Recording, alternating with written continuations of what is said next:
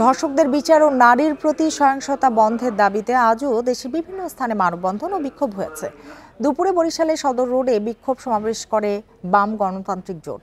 এ সময় বক্তারা বলেন, দেশের নারী নির্যাতন, ধর্ষণ বেড়েছে, কিন্তু যারা অপরাধ করছে তাদের শাস্তি নিশ্চিত করা যাচ্ছে না।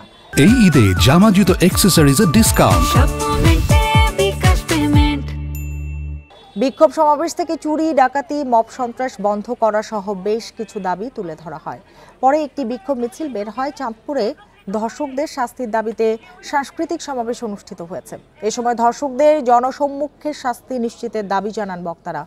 একই দাবিতে নোয়াখালীতেও বিক্ষোভ সমাবেশ করেছে নার্সিং অ্যান্ড মিডওয়াইফ কলেজের শিক্ষার্থীরা। এছাড়া ঝিনাইদহ ও ফরিদপুরে ধর্ষকদের বিচার ও নারীর প্রতি সহিংসতা বন্ধের দাবিতে মানববন্ধন করেছে স্থানীয়রা।